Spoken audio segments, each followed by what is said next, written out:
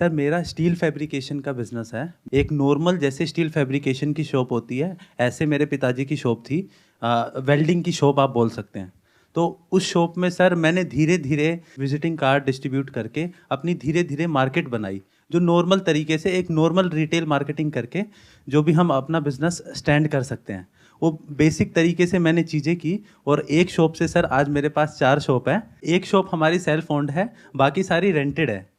लेकिन सर अब इस फेज़ पे मेरे को मतलब एक सेकंड लेवल की जो डिफ़िकल्टीज़ होती है वो फेज़ हो रही है। पहले तो था सर बिल्कुल बेसिक अपना इनकम जनरेट करना। आज मैं एक नॉर्मल जो भी जॉब करने वाला बंदा जितनी इनकम लेता है उतना मैं अर्न कर लेता हूँ। लेकिन सर अब मेरे को ये है कि अब मैं इसको थोड़ा मतलब ग्रो करूँ। बेसिकली सर कोई भी एक घर बनता है तो उस घर में टीएमटी बार सरिये को छोड़ के जितना भी स्टील और आयरन का फैब्रिकेशन होता है वो हम अपने एरिया के रेजिडेंशियल प्रोजेक्ट्स हम सारे करते हैं। कस्टमाइज्ड मतलब उनकी रिक्वायरमेंट के अकॉर्डिंग उनके वो रिक्वायरमेंट बताते हैं कि हमको ऐसा डिजाइन चाहिए। हाँ जी, उसके अकॉर्डिंग आप बनाते हैं। हाँ जी। आपकी अभी 4 शॉप चल रही है, जिसमें हाँ से जी। एक आपकी खुद की है और 3 रेंट पे है। 3 रेंट पे है सर। तो आप मेरे को ये बताइए कि अभी जो आपका बिजनेस चल रहा है उसमें टोटल आपकी रेवेन्यू कितनी हो रही है? सर, टोटल सेल्स कितनी हो रही है महीने की on an average? On an average sir 20 से 25 लाख रुपए की हमारी सेल है महीने की? महीने की। उसमें मार्जिन कितना होता है? सर नॉर्मली ये मान के चलिए 15% टू 20% के अराउंड ये आपका नेट प्रॉफिट होता है। ग्रोस प्रॉफिट नहीं बोल रहा मैं, नेट प्रॉफिट बोल रहा मतलब महीने का आप 2 से 3 लाख रुपए अर्न कर लेते हो? हूँ। 1.5 से 2 लाख रुपए। 1.5 से 2 लाख रुपए आप महीने का अर्न कर लेते हो इन चारों शॉप से मिला करके टोटल? हाँ जी। ये जो 25 लाख की आपकी सेल हो रही है, हाँ सबसे ज्यादा सेल किस प्रोडक्ट से आ रही है? सर सारा कनेक्टेड रहता है। सबसे ज़्यादा प्रॉफिट मार्जिन हमारा गेट्स में रहता है, क्योंकि अगर वो एसएस का रहता है तो कस्टमाइजेशन ज़्यादा है, तो थोड़ा टेक्निकलिटीज़ नहीं, थोड़ी सी फिनिशिंग और ये सारी चीज़ें बढ़ जाती हैं, तो उनमें हमें थोड़ा अच्छा ठीक ठाक मार्जिन मिल जाता है। अब ये जो आप स्टील के डोर्स बना रहे हो जिसमें आप कह रहे हो आपका मार्जिन ज्यादा है, इसमें कितना मार्जिन होगा आपका? सर अगर बहुत फिनिशिंग से करें तो 25% 30% भी इजीली जा सकता है।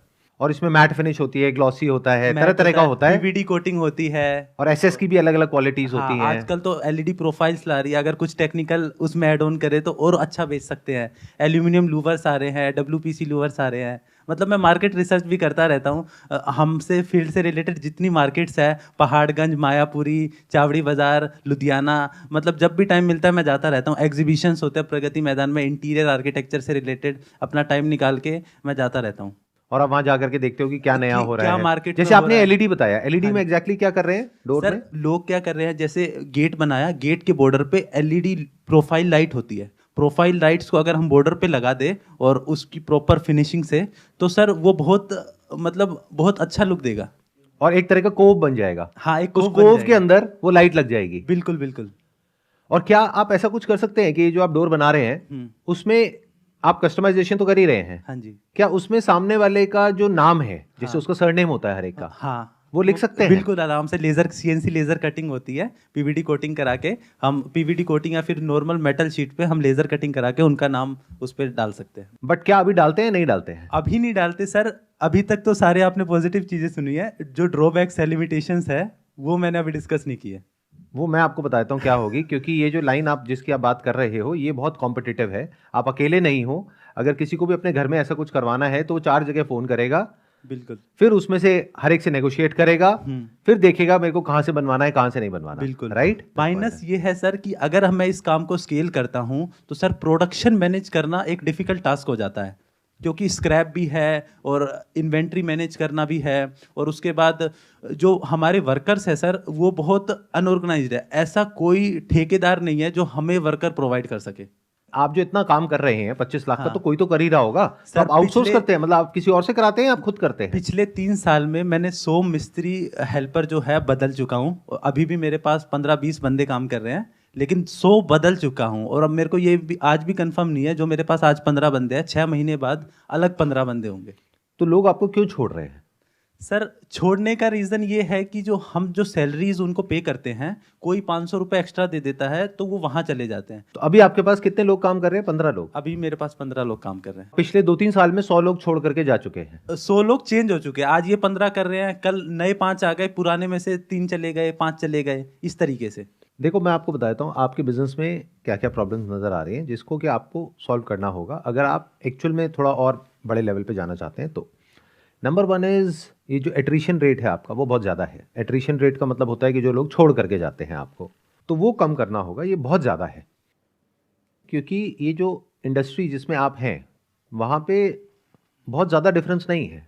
अगर किसी को कोई 500 रुपये फालतू देगा तो वो छोड़ करके वहाँ चला जाएगा, फिर कोई 500 देगा तो फिर वो वहाँ चला जाएगा, लेकिन एक अपर लिमिट आ जाएगी जिसके ऊपर जा करके कोई नहीं देगा, और अगर कोई देगा तो वो ज़्यादा टाइम तक उसको रखेगा नहीं, 1-2 महीने में निकाल देगा झूठ बोल करके। ठीक है, हाँ, ऐसे ही होता है। बिल्कुल सर, ऐसे ही होता है। तो आप सबसे पहले तो उस अपर लिमिट में चले जाओ जो टैलेंटेड लोग हैं उनके लिए, ताकि उनके पास में कोई ऑप्शन ही ना बचे। देखो आपको अपने माइंड में पहले क्लियर करना होगा कि मुझे अभी ज्यादा कमाना है या लॉन्ग टर्म में बहुत ज्यादा कमाना है। हाँ जी। अगर आप कहते हो अभी ज्यादा कमाना है, जैसी ज्यादातर लोगों की सोच होती है जो आगे नहीं बढ़ पाते हैं, उसकी जड़ बता रहा हूं क्या है। उसकी जड़ यह होती है, उन लोगों की लॉन्ग टर्म विजन नहीं होती है, वो सिर्फ अभी अपने प्रॉफिट के बारे में सोचते हैं। और अभी प्रॉफिट कमाने का क्या तरीका है? नंबर एक, मार्जिन बढ़ा लो। मार्जिन कैसे बढ़ाओगे? प्रोडक्ट बोलो कुछ और, दे दो कुछ दे और, दो कुछ। ये एक तरीका है। दूसरा तरीका क्या है कि जो लेबर है, 15 लोग हैं, उनको कम से कम पे करो और उनसे ज्यादा से ज्यादा काम कराओ। ये ऐसी अप्रोच है जो कभी भी लाइफ में आपको आगे नहीं बढ़ने देगी, क्योंकि आप इन्हीं चीजों में उलझ करके रह जाओगे, आप आगे बढ़ ही नहीं पाओगे। मतलब आप नेक्स्ट लेवल पे जा ही नहीं सकते, क्योंकि जैसे ही जाने के बारे में सोचोगे आपको लोग चाहिएंगे, लोग फिर कोई छोड़ के चले गए, फिर नया आदमी आया, उसको सीखने में, ट्रेन करने में ही 2-4-6 महीने लग गए, तो आप इन्हीं कामों में लगे रह जाओगे। बिल्कुल। प्लस आपने क्या किया, 4 अलग अलग दुकानें खोल ली, राइट। इससे बेटर स्ट्रैटेजी ये हो सकती है कि आप फोकस करिए उस प्रोडक्ट पे जहां पे सबसे ज्यादा पोटेंशियल है और अपनी सारी एनर्जी वहां पे लगाइए। इन अदर वर्ड्स, बहुत सारे मीडियोकर काम करने से अच्छा है कि एक काम किया जाए, लेकिन उस काम को इस तरीके से किया जाए कि दुनिया में और कोई ना करता हो उस काम को उस लेवल पे। तो पहला आपको काम क्या करना होगा कि जो भी आपके यहां पे लोग काम करते हैं, पहले क्लियर करो अपने आप को कि उस इंसान का काम कैसा है, अच्छा है, मीडियोकर है या बुरा है। अगर अच्छा है तो उसकी सैलरी मार्केट से ज्यादा होनी चाहिए, उससे आपको ज्यादा फर्क नहीं पड़ेगा। मान लो 15 में से 5 लोग हैं जिनका काम अच्छा है, अब उनकी सैलरी अभी आप दे रहे हो मान लो 20,000 रुपए, मार्केट में उनको मिल सकता है 21,000 रुपए, तो आप कर दो 22,000 रुपए। तो 2,000 इंटू 5 आप करते हो 10,000 रुपए। अभी आपने खुद कहा मैं 1.5-2 लाख रुपए महीने का कमा रहा हूं, तो 10,000 रुपए आप उनको दे भी दोगे तो आपका क्या चला जाएगा? सही बात है। दूसरा, आपको लगता है कि ये लोग हैं जो बहुत एक्स्ट्राऑर्डिनरी भी नहीं है और बेकार भी नहीं है, इनके अंदर वो टैलेंट है, सीखने का डिजायर है जो कम लोगों में होता है, तो उस इंसान को सपोर्ट करना होगा। उसको भी जो मार्केट में सैलरी मिल रही है उससे थोड़ी सी फालतू पे करो। आपने कहा 500 रुपए में वो छोड़ के चला जाता है, जब आपको ये बात पता है तो उसको 1,000 रुपए फालतू दो, तो कितना और हो गया आपके ऊपर खर्चा? 5,000 रुपए। अगर 5 बंदों को आपने दिया, बचे 5 लोग, वो अगर रहे भी ना भी रहे तो फर्क नहीं पड़ता, तो उनको उतना ही दो जितना मार्केट में मिल रहा है। ये हो गई आपकी फाउंडेशन। क्योंकि अगर इस पे आपने काम नहीं किया और बिजनेस बढ़ाने की बात कर रहे हो तो सब बेकार है, पीछे से सप्लाई है नहीं और आप डिमांड की बात कर रहे हो। डिमांड की बात कर रहे हैं। तो पहले अपना जो मैन्युफैक्चरिंग है, जो सप्लाई चेन है, उसको अच्छे से मैनेज करो, उसको स्ट्रांग करो। आपको पूरा भरोसा होना चाहिए कि ये बंदे किसी हालत में छोड़ के नहीं जाएंगे, और उसका सिर्फ एक तरीका है, पैसा। मतलब कि सोच ऐसी होनी चाहिए, ये नहीं कि मैं उनसे क्या ले सकता हूं, बल्कि उनको ऐसा क्या दे सकता हूं जो और कहीं उनको नहीं मिलेगा बट मेरे यहां मिलेगा, जिसकी वजह से वो छोड़ करके नहीं जाएंगे। कुछ ऐसी चीजें आप कर सकते हो जो वेरिएबल हो, जो अगर कभी आपका बुरा वक्त आए तो आप उसको कम कर सको, लेकिन जब तक टाइम ठीक चल रहा है उसको आप फिक्स कर दो। देखना, ध्यान से समझना मेरी इस बात को। एक है वेरिएबल, एक है फिक्स्ड। फिक्स क्या होता है कि आपने सैलरी बढ़ा दी, वो एक लेवल तक आप बढ़ाओ, उससे बियॉन्ड मत जाओ, क्योंकि उसके बियॉन्ड अगर आप जाते हो हमें तो दिक्कत हो अगर एक दिन ऐसा आया कि जब आपका बिजनेस गिरा तो अब आप सैलरी कम नहीं कर सकते, तो आपके लिए बहुत बड़ी प्रॉब्लम हो जाएगी एकदम से। तो क्या करो, सैलरी को एक पर्टिकुलर पॉइंट तक ले जाओ। मान लो एक इंसान को आप 20,000 दे रहे हो, मार्केट में उसको 24 मिलता है, आपने उसकी सैलरी कर दी 25,000, क्योंकि आपको दिखता है वो टैलेंटेड है। That is one. तो 20 की 40 नहीं करी, लेकिन आपने क्या किया, उसको बोला कि साल में एक बार, मान लो दिवाली के टाइम पे, आपको 1 महीने की सैलरी एज बोनस मिलेगी। तो देखा जाए तो उसको कितना एक्स्ट्रा मिल गया 1 महीने का? नियर अबाउट 2,000 रुपए। तो उसकी सैलरी एक्चुअल में कितनी हो गई? 27,000 रुपए। प्लस बोलो अगर आप ओवर टाइम लगाओगे उसका आपको एक्स्ट्रा मिलेगा। तो एक्चुअल में सैलरी कितनी हो गई? 30,000 रुपए। यानी ओवर टाइम की पेमेंट मिलना और दिवाली पे 1 महीने का बोनस मिलना, ये उसको और कहीं मिलना ही नहीं है। तो अब वो आपको छोड़ के नहीं जाएगा जल्दी से। प्लस सैलरी उसकी मार्केट से थोड़ी सी ज्यादा है। तो आपने अपने बिजनेस के एक एस्पेक्ट को बिल्कुल मजबूत कर दिया, रॉक सॉलिड कर दिया कि ये नहीं हिलने वाला अब। कि अगर मैं डिमांड बढ़ा भी लूंगा तो ये लोग संभाल लेंगे, क्योंकि अभी ओवर टाइम भी करने को तैयार है खुशी खुशी। अगर आप इनको कहोगे कि यार काम ज्यादा आ गया है अभी, मान लो दिवाली के टाइम पे लोग बहुत घर में रेनोवेशन करते हैं, तो आप कहोगे कि अभी थोड़ा ओवर टाइम लगाना पड़ेगा, वो कहेंगे हाँ जी कोई दिक्कत नहीं है, पैसे मिल रहे हैं। और ये सिस्टम हर एक के लिए सेम होना चाहिए। मतलब सिंपल है, जो सही काम नहीं कर रहा है उसको निकाल दो, और जो सही काम कर रहा है उसको निकलने मत दो किसी भी हालत में। अगर ये आपको यहां तक क्लियर हो गया है तो दूसरा आप क्या कर सकते हैं। अब मैं आपको ये नहीं बता रहा कि आप ये करो, बट अगर मैं आपकी जगह होऊंगा तो मैं क्या करूंगा। मुझे नजर आ रहा है कि इस बिजनेस में सबसे जो ज्यादा पैसा है वो है ये जो डोर्स है इसमें। तो अब इसमें मैं कुछ ऐसा करूंगा जो उस पूरे एरिया में और कोई ना कर रहा हो, क्योंकि ये जो काम है बहुत ही लोकलाइज्ड है। आपके पास में आसपास के लोग आएंगे, कोई दूर का तो आएगा नहीं। तो अब उसमें कुछ ऐसा होना चाहिए कि जो और कोई ना कर रहा हो, क्योंकि आपके दो तरह के कस्टमर्स हैं, एक है जो डायरेक्ट है, एक है जो बिल्डर्स है। बिल्डर आपके लिए ज्यादा इंपॉर्टेंट है क्योंकि वो बार बार आता है लेकिन मार्जिन कम देता है। कस्टमर आपको मार्जिन मोटा देता है लेकिन एक ही बार आता है, घर तो एक ही बार बनाएगा ना वो। तो अब कुछ ऐसा होना चाहिए जो और कहीं ना हो। मतलब अगर मैं आपकी जगह होऊंगा मैं क्या करूंगा, एक तो ये 4 दुकानें हटा करके पहले एक दुकान खोलूंगा बड़ी सी मेन रोड पे, यानी किसी ऐसी लोकेशन पे जहां पर के जो भी लोग अपना घर बना रहे हैं या बनाने वाले हैं उनकी नजर पड़े। और वहां पे मैं डिस्प्ले करूंगा कुछ ऐसे डोर्स जो आज से पहले लोगों ने कभी देखे ही नहीं है। उसको बनाने में हो सकता है आपको थोड़ा टाइम लगेगा, लेकिन एक बार बन गया तो दोबारा बनाने में टाइम नहीं लगता है।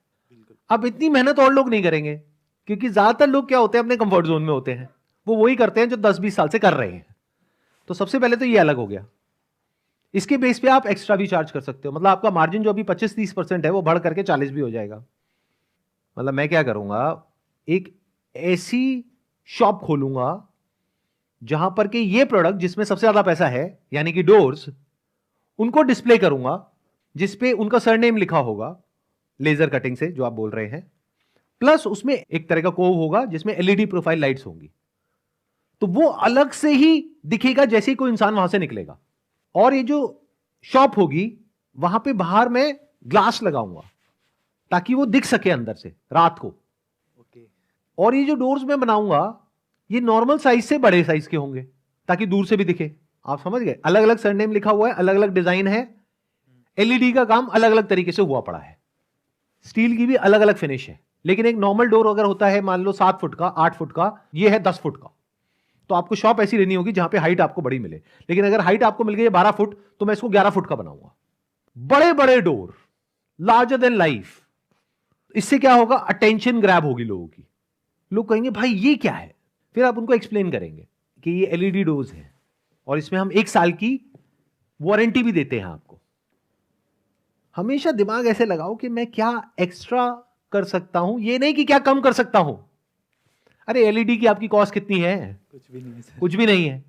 तो अगर एलईडी एक बार मान लो साल में खराब हो भी गई, आपने चेंज कर भी दी, तो उस बंदे को तो कंफर्ट आ गया ना कि ये बंदा मुझे 1 साल की वारंटी दे रहा है। जैसे ही वो किसी और के पास में जाएगा वो कहेगा अजी हम कोई वारंटी नहीं दे सकते, खराब हो गई तो हमको नुकसान हो जाएगा 500 रुपए का। लोग ऐसे सोचते हैं। आप 500 रुपए पहले ही बढ़ा दो, आप बोलो जी हम 1 ईयर वारंटी के साथ ये डोज देते हैं, इसमें हम स्पेशलाइज्ड हैं। तो पहले तो एक मैसेज क्लियर कट जा रहा है कि एक ऐसी चीज है जिसमें आप स्पेशलाइज्ड हैं और कोई नहीं है। जो अगर किसी के घर के बाहर कोई लग गया तो एक हो गया सेफ्टी, सिक्योरिटी, उसको आपने एड्रेस किया, इस लेवल की क्वालिटी यूज करते हैं, दैट इज 1। प्लस इसमें लेजर कटिंग हो रही है, कस्टमाइजेशन हो रही है, जो आप लिखवाना चाहे वो आप लिखवा सकते हैं। प्लस इसमें एलईडी का काम हुआ पड़ा है। प्लस इसमें अगर कुछ और भी कर सकते हैं तो वो आप सोचो क्या कर सकते हो। तो इससे क्या हुआ, उस मार्केट में आप कुछ ऐसा ऑफर कर रहे हो जो और कोई नहीं कर रहा है। अभी आप वही कर रहे हो जो बाकी सब कर रहे हैं।